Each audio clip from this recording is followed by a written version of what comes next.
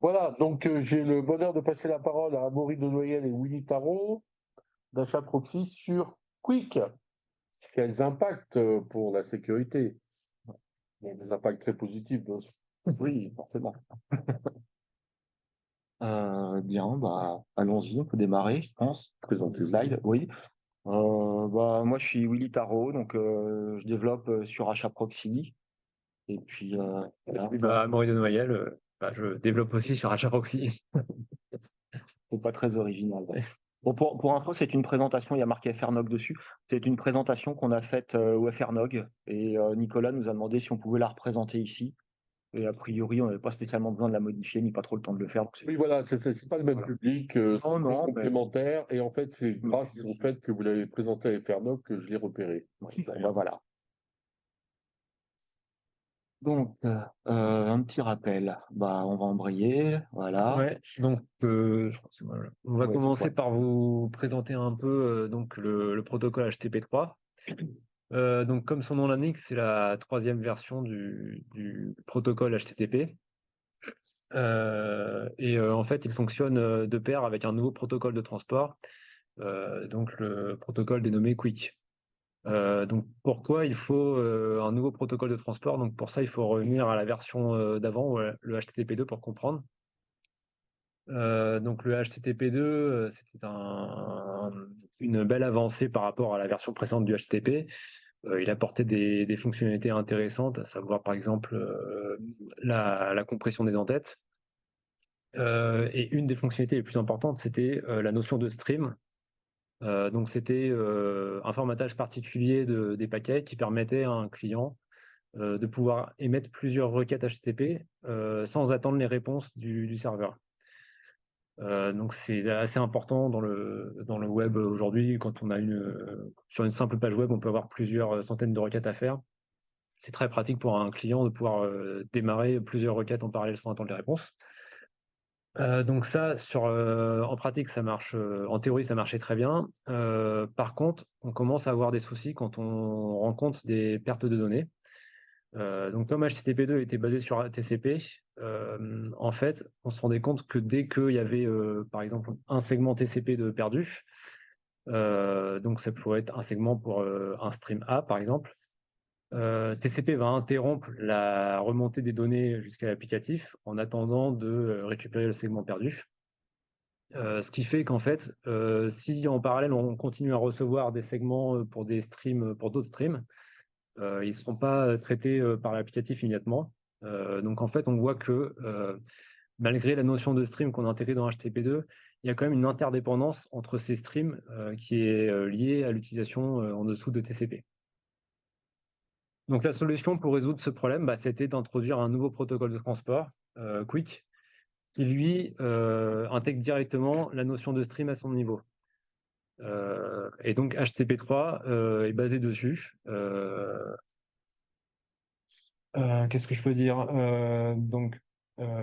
Quick, il est implémenté au-dessus du DP, bien que ça reste quand même dans la même couche au niveau transport. Donc, ce qui fait qu'à l'heure actuelle, en fait, enfin, quasiment toutes les implémentations que je connaisse, elles sont développées en espace utilisateur.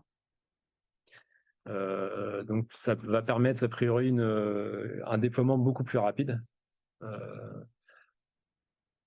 Euh, il fournit, donc après, il a les mêmes caractéristiques que TCP. Donc, c'est un protocole fiable. Donc, il y a du contrôle de congestion, il y a de la retransmission quand il y a la perte de paquets. Par contre, évidemment, la différence, c'est comme Quick intègre la notion de stream, il est capable de différencier la perte sur un stream et de poursuivre, de remonter les informations pour les autres streams quand même. Un point important de Quick qui va nous intéresser aussi aujourd'hui, c'est qu'il est obligatoirement sécurisé avec TLS 1.3. Donc, il est impossible de faire du Quick en clair. Donc, et fournit des streams indépendants, voilà, c'est ce que j'ai dit pour HTTP3. Et donc, du coup, HTTP3 est au-dessus de Quick. En gros, HTTP3 il est très similaire à HTTP2, sauf que du coup, la notion de stream a été déportée en dessous. Voilà. Voilà pour le rappel. Donc un petit diagramme simplifié, très simplifié même. Donc sur la gauche, on a une pile réseau avec du HTTP2, donc l'ancienne version. Au milieu, on a intercalé la partie chiffrement avec TLS.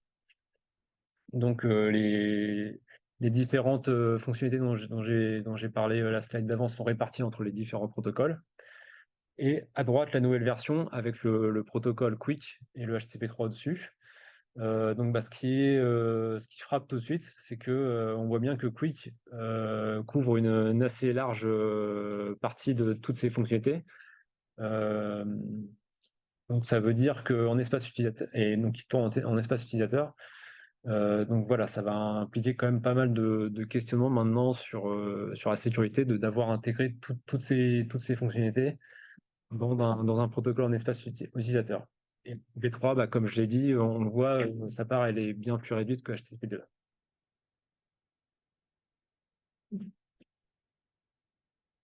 Un petit zoom juste sur notre pile donc Quick HTTP3. Et donc là, on voit spécifiquement les étapes de réception d'un paquet Quick, un paquet HTTP3. Donc on reçoit un datagramme UDP. Donc ensuite, on va parser les différents paquets Quick qui peuvent être contenus dedans, qui seront chiffrés. On va les déchiffrer et ensuite il y aura la partie démultiplexage qui va répartir la communication entre les différents streams vers le protocole applicatif, donc HTTP3. Et donc l'idée dans le but de sécuriser le plus une machine, c'est de pouvoir interrompre le plus rapidement possible, on va dire, les paquets malveillants, histoire d'éviter, par exemple, de déchiffrer des paquets pour rien, quoi. Alors, on va parler de quelques réticences qu'on a entendues auprès de la communauté, de nos utilisateurs, même de certains clients, et même de quelques personnes chez nous en interne au niveau de ceux qui gèrent l'infrastructure. C'est que y a plein de gens qui sont quand même assez fiers d'avoir viré complètement l'UDP de leur data center en se disant il y avait plein de problèmes de spoofing, d'attaques d'amplification, de flou, il y a des risques de fuite de données, enfin il y a tout ça. Donc maintenant c'est bon, on a tout fermé, on a mis des relais DNS, des serveurs de référence NTP et tout, il n'y a plus rien qui sort. Bon. Donc quand on leur parle de Quick qui est basé sur UDP, ils se disent tiens, il va falloir réautoriser le protocole 17 sur les routeurs, c'est pas cool. Bon, c'est vrai, mais en attendant, il y a des fonctionnalités qui viennent avec. Un autre point aussi qui pose quand même un petit souci, c'est qu'il a été défini clairement dans Quick que on utilise le port 443 ou autre chose. Donc en fait, le port est annoncé par les autres protocoles, on le verra après. Ça veut dire que vous pouvez faire tourner un serveur Quick sur n'importe quel port. Voilà. Donc ça fait partie des choses qui dérangent aussi parce que quand vous gérez votre propre infrastructure de A à Z, à la limite, vous dites moi je mets mes ports, c'est comme ça. Quand vous commencez à fournir de l'accès parce que vous faites de l'hébergement mutualisé ou autre, et qu'il y a des gens qui peuvent démarrer des VM et les mettre sur n'importe quel port, on n'a peut-être pas envie non plus de laisser rentrer n'importe quel port. Il y a le problème de la prise en compte du protocole par les outils de protection existants. Donc, ça va être tous les outils d'analyse de trafic, les firewalls, ça va être même des proxys. Aujourd'hui, il n'y a pas des masses, si même toutefois il y en a, de proxy quick, ne serait-ce qu'en mode transparent ou autre. Des outils d'inspection protocolaire ou autre, c'est quand même assez pauvre encore l'écosystème. Et ça aussi, ça fait peur aux gens aujourd'hui. Les problèmes de log sur les firewalls. On a l'habitude de voir que les firewalls, ils aiment bien les flags TCP, voir qu'un SYN, c'est un début de session, et puis que on referme à la fin, et puis que si on va repasser un autre SYN, on rouvre une nouvelle session. Sur du DP, on n'a pas vraiment de flag équivalent, donc potentiellement, est-ce qu'il y a une ou plusieurs sessions qui sont loguées si on réutilise le même port? Tout ça, ce sont des questions que les gens se posent. Et puis, il y a effectivement le problème de conso CPU. Comme Amaury l'a expliqué, c'est une pile qui tourne entièrement en espace utilisateur. Donc, ça veut dire que tous les paquets UDP traversent toute la pile réseau. Donc, forcément, ça coûte plus cher. Donc, ce sont des choses qu'on entend. Pour autant, on a quand même fait notre implémentation. Et puis, aujourd'hui, elle fonctionne. Puis, les gens s'en servent. Et ils en sont même contents. Donc, on va pouvoir avancer du coup. Voilà. Donc, on peut passer au slide suivant. Alors, on va essayer d'énumérer les différents types d'attaques qu'on a en tête, en fait, et de voir comment le protocole est conçu, ou comment notre implémentation essaye de se prémunir contre ces types d'attaques. Donc là, le premier cas, c'est comment est-ce qu'on pourrait essayer d'abuser d'une pile réseau Quick pour attaquer des tiers. Donc typiquement, ça va être une attaque d'amplification, enfin c'est ce qu'on essaye de faire avec des attaques d'amplification habituellement. Donc l'attaquant envoie des paquets spoofés, il se fait passer pour l'IP de sa victime. Il envoie un paquet particulier à un serveur qui a une bonne connexion, en espérant que ce serveur réponde avec un trafic plus volumineux pour aller faire du mal à la victime. Donc ça, c'est ce qu'on fait classiquement avec du DNS ou du NTP, avec des réponses très très grosses. On envoie des requêtes de quelques octets, et puis la victime se prend quelques dizaines de kilos en face. Donc ça, c'est assez fréquent. Donc voilà, donc concrètement, qu'est-ce que Quick sait faire par rapport à ça? Donc, pour se protéger contre ce genre d'attaque, la spec Quick elle est assez bien fournie. Donc, une connexion Quick, elle peut être ouverte que par un type de paquet bien précis, les initial packets, qui sont un peu l'équivalent des TCP SYN. Et ces initial packets, ils doivent être obligatoirement, faire au moins 1,2 kg. Donc, l'attaquant doit déjà générer un paquet assez important. Sinon, le serveur peut dropper silencieusement le paquet. Et côté serveur, en retour, donc une fois qu'il a reçu un paquet initial, un initial packet, il peut commencer à ouvrir sa connexion. Par contre, le serveur n'a pas le droit d'émettre plus de 3 fois que le volume déjà reçu. Donc ça va fortement diminuer l'impact d'une attaque amplification. Et il pourra passer en mode transmission normale une fois qu'il aura vraiment validé que le pair avec lequel il parle est authentifié. Et puis il y a aussi un autre mécanisme qui protège aussi cette phase d'ouverture des connexions, ce qu'on appelle le mécanisme de retry, donc qui est un peu l'équivalent du TCP SYN cookie. Donc à savoir que plutôt que d'allouer immédiatement une connexion côté serveur à la réception d'un initial packet, on va choisir de répondre avec un paquet retry qui va contenir un token. Et le client doit réémettre son paquet avec ce token. Ça permet d'authentifier qu'on parle définitivement bien avec le bon pair et pas avec une victime qui a été spoofée. Et puis pour tout ce qui est les autres paquets, donc qui ne sont pas de type initial, ceux-là, ils peuvent être droppés directement par le serveur parce qu'ils correspondent à qu'une session connue.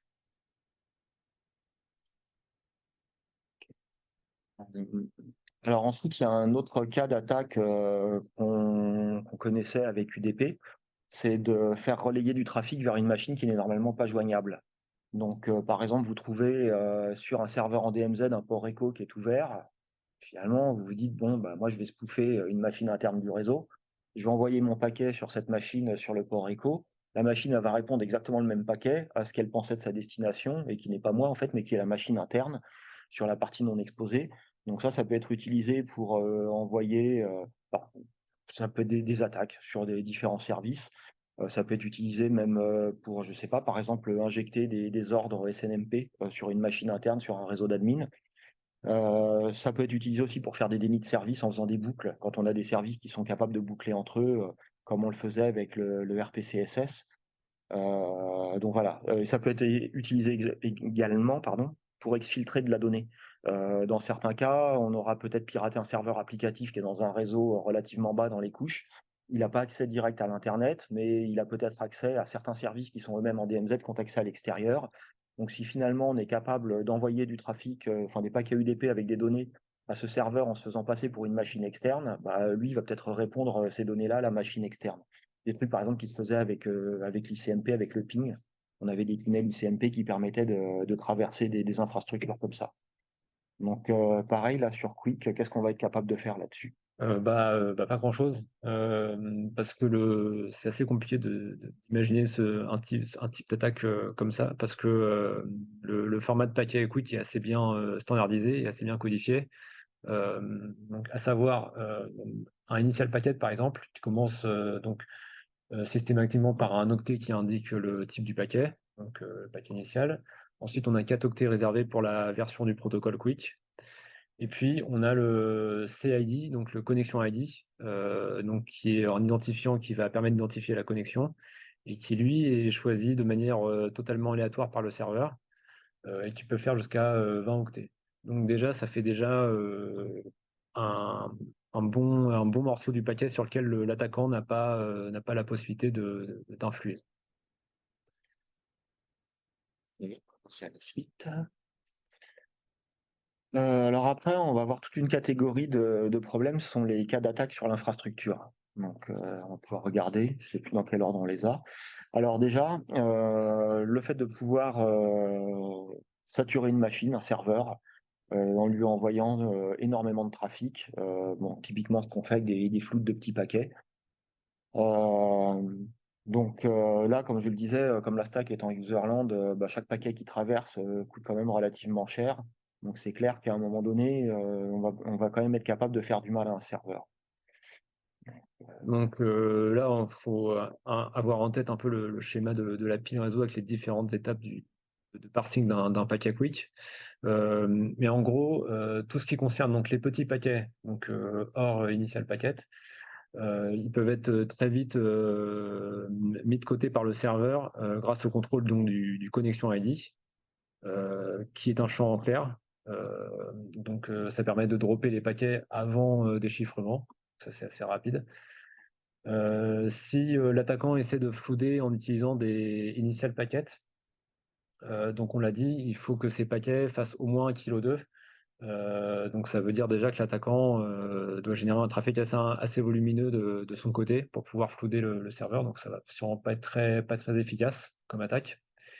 Et puis de toute façon, il y a le mécanisme de retry qui est là aussi pour protéger cette partie-là. À savoir que le retry il est complètement stateless, donc le serveur il va rien allouer tant qu'il n'aura pas validé le token du client. Et puis, pardon. Et puis il est tout à fait possible aussi d'implémenter du filtrage stateful au plus bas niveau. Donc par exemple avec Linux on peut utiliser XDP pour ça. C'est d'ailleurs ce qu'on a fait dans notre appliance Aloha, donc qui embarque un HAProxy. Et on a un service au niveau kernel qui est capable de gérer des connexions quick et de dropper les paquets s'ils sont pas des sessions déjà connues. Bon. Et puis ensuite, il faut quand même relativiser sur un point, c'est qu'on s'est rendu compte, donc nous, sur une machine 24 cœurs, on est quand même capable d'absorber, de traiter, de trier en espace utilisateur 15 millions de paquets par seconde. Donc c'est déjà pas négligeable en réalité. Je dirais que suite aux premières critiques sur l'usage de Quick, il y a eu quand même des efforts qui ont été faits sur la stack réseau pour essayer de la rendre un petit peu plus performante et de raccourcir un petit peu le chemin traversé par les paquets. Bon. Alors, autre chose aussi qu'on a pas mal vu déjà par le passé sur les flux de paquets, c'est d'essayer de saturer la RAM du serveur. Donc, typiquement sur des attaques de réassemblage. On fait ça soit sur des fragments en général, sur n'importe quel paquet IP, dès qu'on accepte les fragments, ou des attaques aussi sur TCP. De divers types, soit en faisant exprès de laisser des trous justement en plein milieu d'une séquence, soit ça va être aussi en jouant sur les tailles de fenêtres ou autres. Donc là, alors dans la pratique, ce qui va se passer, c'est que on va être capable souvent de consommer toute la mémoire qui est assignée à la stack réseau. C'est pas forcément toute la mémoire du serveur, même si sur des serveurs exposés, c'est quand même assez fréquent qu'on alloue à peu près toute la mémoire pour la stack réseau. Donc sur la partie quick, qu'est-ce qu'on va pouvoir faire? Donc pour se protéger de cette partie-là, on va utiliser le flow control. Donc chaque paire peut imposer des limites sur le flow control, et donc il y en a à différents niveaux. Donc déjà il y a un flow control par stream, donc c'est-à-dire que le serveur est tout à fait, il peut indiquer à l'autre, à ses clients, jusqu'à combien d'octets il est prêt à recevoir sur un stream, sur chaque stream à l'ouverture, et après il fait avancer ses limites au fur et à mesure de la connexion de manière indépendante dans les streams. Et il y a aussi une limite sur le nombre de streams qu'un client peut ouvrir en parallèle. Donc ça c'est pareil, c'est fixé à l'ouverture de la connexion, et après le serveur va au fur et à mesure accorder d'ouvrir de plus en plus de streams si le client se comporte évidemment de manière convenable. Et comme Quick réside en espace utilisateur, c'est assez facile d'exposer ces paramètres-là dans les applications pour pouvoir jouer assez finement là-dessus. J'ai dit aussi que du coup, les streams étaient indépendants au niveau Quick. Donc même si on a un stream qui n'avance pas, ça va pas empêcher les autres streams d'avancer en parallèle et donc de ne pas être bloqué. Ok. Alors une variante de ça, c'est d'essayer de consommer beaucoup de ressources en tentant d'établir plein de connexions. Donc ça, ce sont plutôt des dommages qu'on avait tendance à causer sur les firewalls, par exemple, même si ça arrive quand même sur des serveurs. Mais c'était surtout sur les firewalls qui contrôlaient pas les numéros de séquence. Par le passé, on balançait un SYN et puis un hack, et puis le firewall croyait que c'était établi. Bon, sur TCP, ce sont des attaques qui existent aussi, mais c'est quand même plus difficile du fait des numéros de séquence, même si quand ils sont prédictibles ou mal randomisés, si on peut dire, ça permet quand même de les établir et de faire du mal au serveur. Donc là, pareil sur Quick, il y a des parades. Et donc la principale parade, c'est le retry qu'on a déjà rencontré auparavant.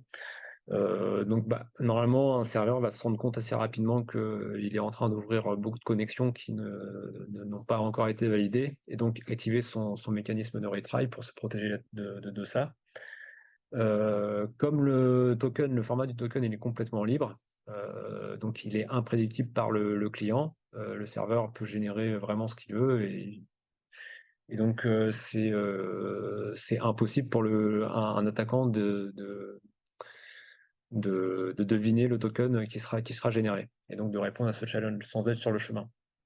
Et puis si on était vraiment dans une attaque de type man in the middle, avec un attaquant au milieu qui inspecte le trafic et qui essaie de fausser un peu ça, comme Quick est entièrement protégé avec TLS 1.3, donc les paquets sont chiffrés plus signés, la seule possibilité pour un attaquant, c'est d'insérer des paquets identiques, donc de faire des attaques de rejeu. Et là, le serveur va assez facilement dropper les paquets, puisque sur chaque paquet, il y a un packet number, qui est un champ dans l'entête qui est chiffré, mais qui peut être déchiffré sans déchiffrer l'ensemble, le reste du paquet. Donc c'est assez rapidement éjectable comme paquet. Ok. Alors, une autre approche maintenant, c'est de se dire que l'attaquant aurait infiltré un serveur sacrifiable, quoi, donc un serveur mal protégé, et qui va l'utiliser pour établir énormément de connexions réelles. Donc cette fois-ci, on espère saturer complètement le serveur avec ça. Donc là, Donc pour ça, il y a un timeout qui est défini, donc c'est ce qu'on appelle l'idle timeout, donc dans l'aspect Quick. Et ce timeout, il est négocié entre les deux paires, entre le client et le serveur. Et on va utiliser la valeur la plus petite qui était proposée. Et donc, en fait, cet idle timeout, il est très simple, c'est-à-dire que s'il n'y a pas de transmission, s'il n'y a pas d'échange de paquets Quick durant cet intervalle, la connexion peut être fermée silencieusement. Et si on imagine un type d'attaque un peu plus évolué, où l'attaquant essayait quand même de maintenir ses connexions en utilisant des trames, donc par exemple on peut utiliser des trames de type ping. Là, dans ce cas-là, dans la spécification Quick, il n'y a pas de mesure de protection là-dessus, donc ça va être aux applicatifs de quand même de bien faire attention à ça. Côté HAProxy, par exemple, donc on a des timeouts qui eux portent vraiment sur l'échange de données, donc vraiment des trames de type stream et pas les trames internes Quick, qui permettent de fermer les connexions qui n'ont pas d'activité. Pareil, on a aussi implémenté une limite sur le nombre de retransmissions qu'on supporte à partir d'un moment où une trame est perdue 3-4 fois, on va considérer que la connexion est malade et on va la fermer silencieusement. Donc voilà, ça c'est vraiment aux applicatifs de mettre en place les parades qu'ils souhaitent. ok. Alors, il y a un autre type d'attaque là qui concerne notamment HTTP2, c'est le fait de monter plein de streams concurrents, parce que comme tout protocole multiplexé, finalement, il y a un coût à l'établissement de la connexion, et puis une fois qu'on est connecté, on balance tout ce qu'on veut dedans. Alors, on balance dans une certaine limite, mais Ça fait partie des choses justement sur lesquelles on sait que HTTP2 est plus faible qu'HTTP1. Donc, pour ça, le flow control quick il permet de se protéger assez efficacement, notamment la limite sur le nombre de streams concurrents qu'on est capable d'ouvrir. Par contre, il y a quand même les attaques de type slow read sur lequel on est on peut être assez facilement exposé. Il n'y a pas forcément de protection proposée par l'aspect quick. Donc ça, il faudra pareil être assez vigilant quand on développe une application. Donc nous, par exemple, côté HAProxy, ce qu'on a choisi, c'était de limiter le nombre de buffers qu'on pouvait allouer pour émettre par connexion. Donc ça permet déjà de se protéger contre ça. Et puis il y a aussi du coup les timeouts clients qui permettent de fermer les connexions à partir d'un certain délai d'inactivité. Ce qu'on peut dire en particulier là-dessus, il y a une différence qui est intéressante entre le fonctionnement des limites de stream quick par rapport au HTTP2. C'est que sur le HTTP2, on annonce un nombre de streams concurrents au départ, et puis c'est tout. Et en fait, le client doit s'y conformer. Et si côté serveur, on voit que le client dépasse le nombre annoncé, on déclare que la connexion n'est pas valide et on la casse. Sur Quick, en fait, c'est différent puisque finalement, c'est pas un nombre qu'on annonce, mais c'est le max. C'est bien ça. En fait, oui, on annonce voilà. un max et après, c'est une limite évolutive voilà, qui va évoluer au fur et à mesure. Donc, le serveur peut tout à fait réguler comme il l'entend la connexion. Alors qu'un H2, les serveurs ont tendance à forcément annoncer un grand nombre de streams puisqu'ils ne peuvent pas limiter les clients. Et en fait, sur ce point, il y a eu, il y a quelques temps, peut-être certains d'entre vous en ont entendu parler, mais il y a une vulnérabilité qui a touché un certain nombre d'implémentations HTTP2, justement par rapport au cas où un client il ouvre et il referme instantanément un stream. Et de ce fait, la limite n'était jamais atteinte sur le serveur. Alors qu'en fait, ça ne peut pas se produire avec Quick. À tel point que maintenant, il y a des réflexions pour essayer de faire un backport, on va dire, de cette fonctionnalité de Quick dans HTTP2 pour dire bah finalement c'est quand même plus efficace et on pourrait rendre HTTP2 plus solide de cette manière. On peut passer au suivant. Bon, là on va parler aussi de tout ce qui va concerner un petit peu les abus répétés, donc un petit peu plus au niveau applicatif. Donc c'est des floutes de requêtes, des floutes de connexion, des mécanismes comme ça. Dans HAProxy, on a déjà des mécanismes de compteurs qui sont assignés à des critères complètement arbitraires. Donc, on va pouvoir dire que on fait du tracking, du suivi sur l'IP source, une combinaison entre l'IP source et une URL, enfin un certain nombre de critères. Et on va maintenir des compteurs d'activité pour un certain nombre d'événements là-dessus. C'est ce qu'on met dans ce qu'on appelle les stick tables. Donc, on va pouvoir voir le nombre de requêtes, le nombre de connexions concurrentes, le nombre de requêtes en erreur, enfin tout un tas de choses comme ça. Et simplement, bon, bah, Quick n'est pas basé sur TCP, donc de ce fait, on peut se poser la question de savoir ce qu'il en advient à partir du moment où bah, on va utiliser du Quick. Voilà. La bonne nouvelle au moins pour HAProxy, c'est qu'on a réussi à faire rentrer notre implémentation Quick dans notre architecture. Et en fait, il est à peu près au même niveau, il est considéré au même niveau que le protocole TCP. Et donc, du coup, c'est assez simple pour nous de faire appliquer les mêmes règles.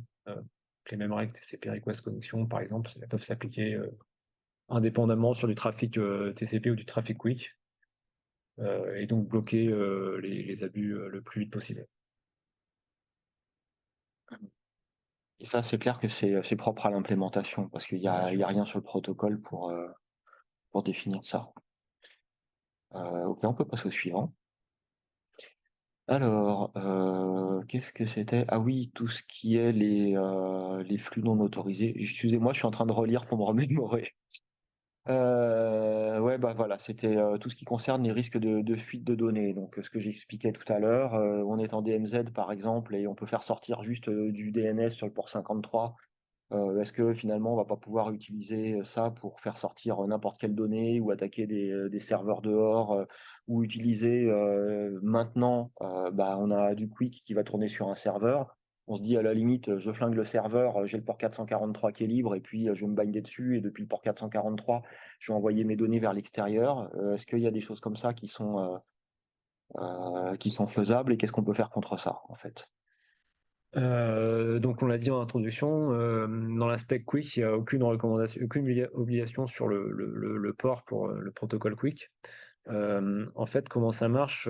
Typiquement, un navigateur, il va se connecter une première fois au site en TCP, en H1 ou en H2, et il va recevoir, en réponse de la requête, il va recevoir un en-tête, donc un en-tête HTTP, le HALT Services, qui va lui indiquer que le même site web est disponible sur une adresse quick, et donc avec le port spécifié dans cette en-tête. Et donc à la prochaine requête, le navigateur essaiera d'utiliser cet endpoint quick.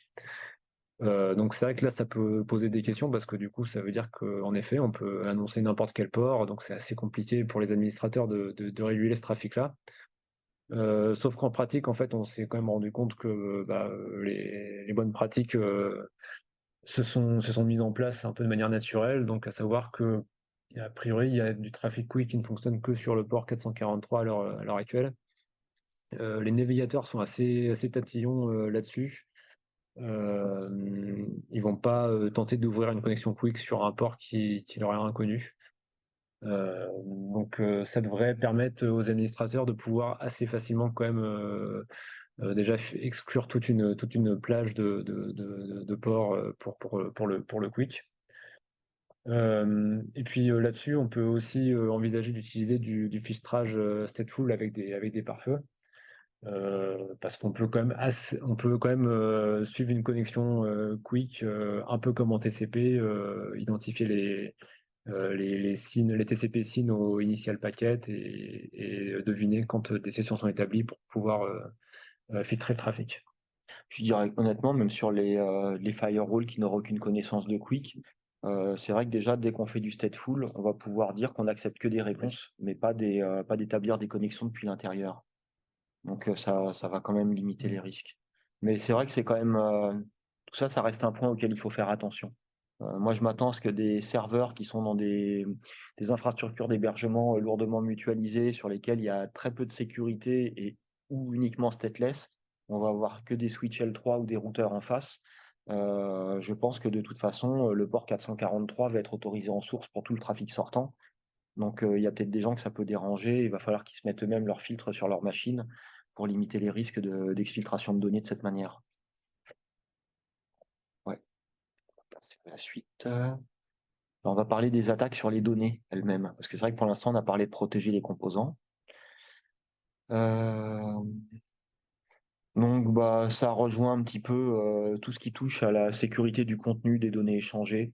Donc, est-ce qu'on peut intercepter des données? Est-ce qu'on va pouvoir s'insérer dedans? Est-ce qu'on va pouvoir se servir de ces données pour faire du tracking d'un utilisateur?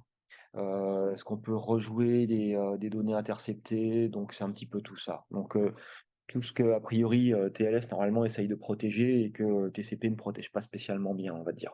Donc là-dessus, c'est assez simple. On a dit le chiffrement était obligatoire avec TLS 1.3. On peut pas trop passer outre là-dessus avec Quick. Donc ça veut dire que les données sont chiffrées en TLS 1.3 et on a aussi également une partie des entêtes qui sont chiffrées. Donc ça protège quand même assez efficacement. Pour ce qui est le tracking des connexions, on pourrait quand même se poser des questions sur le connexion ID. Donc on l'a dit pour pouvoir facilement filtrer du trafic. Le connexion ID il est en clair. Donc ça pourrait être assez facile pour un attaquant d'observer une connexion et d'identifier une connexion, un paquet comme étant rattaché à une connexion. Pour se protéger contre ça, en fait, on a un serveur va pouvoir allouer plusieurs connexions ID pour une même connexion. Sauf que l'échange initial de ces connexions ID, par contre, il sera chiffré, donc il sera inconnu. Et le client peut changer quand il le souhaite de connexion ID. Donc ça permet quand même de se dissimuler là-dessus. Et a priori, il y a pas mal d'attentes là-dessus à cause notamment des smartphones qui sautent entre la 4G, le Wi-Fi et autres. Il y avait des vraies attentes pour être sûr de ne pas pouvoir suivre une connexion. Quand on est par exemple comme ici dans une salle de réunion où il y aurait du Wi-Fi qui est disponible et puis une borne à côté. Non, mais oui, c'est peut-être pas le cas aujourd'hui, mais Mais c'est quelque chose justement que craignent les gens qui vont dans des conférences, par exemple. Des fois, il y a des bornes 4G qui vont être déployées parce qu'il y a énormément de monde. Il y a du Wi-Fi aussi. Pour peu que certaines bornes soient accessibles à l'administrateur, on ne veut pas forcément arriver à établir la corrélation avec ce qui se passe sur l'autre partie du trafic. Donc c'est vrai que pour ça, c'est plutôt pas mal fait aussi. Alors oui, on va regarder aussi ce qui va toucher aux applications, parce que bon, c'est toujours pareil, là, on fait du mal aux machines et aux données, mais bon, il y a les applis derrière. Alors, donc là, ça va être plus sur la partie HTTP3 que Quick à proprement parler. Donc sur HTTP, il y a toute une classe d'attaque d'une manière générale qui consiste généralement à essayer de faire croire que voilà. En fait, de faire en sorte que plusieurs éléments d'une chaîne HTTP ne comprennent pas la même chose. Donc, c'est ce qu'on appelle classiquement les attaques de type content smuggling. Donc, c'est annoncer plusieurs content lens ou des choses comme ça. Et on sait que il y a un premier élément de la chaîne qui va dire ah bon bah là il y a un body qui fait 12 kilos donc je parse 12 kilos et puis ce qui suit après c'est une nouvelle requête. Sauf que l'élément qui est après lui il a pas lu que c'était 12 kilos, il a lu que c'était moins par exemple. Et potentiellement, il y a une partie du payload qui est compris comme étant une autre requête. Donc ça, c'est utilisé habituellement pour contourner des filtres de protection, des WAF, des simples règles de filtrage même ou d'aiguillage sur des proxys. Quand on va dire que tout ce qui est .gif, .jpeg, ça va sur le serveur des statiques, des fois, on va pouvoir faire un post où on encapsule deux requêtes l'une dans l'autre. Le proxy qui est devant, il n'a pas bien compris ce qui s'était passé, et puis en fait, il laisse passer une deuxième requête, enfin ce qui sera compris comme une deuxième requête par le serveur qui est derrière, et ça pourrait très bien être récupérer des fichiers sensibles ou n'importe quoi. Donc ça concerne majoritairement HTTP1, très peu HTTP2 et pour le coup sur le H3. Donc pour le H3, c'est un peu comme le HTTP2, à savoir qu'on peut avoir qu'un seul échange requête-réponse par stream. Donc déjà, on élimine un certain type d'attaque. Il y a quand même du risque quand on convertit par exemple du H3 vers du H1, etc. Là, il faut être assez vigilant. Donc pour tout ça, les spécifications HTTP ont des recommandations assez précises. Notamment par exemple le header content length, qui est évidemment assez sensible, qui doit être contrôlé obligatoirement comme un HTTP2.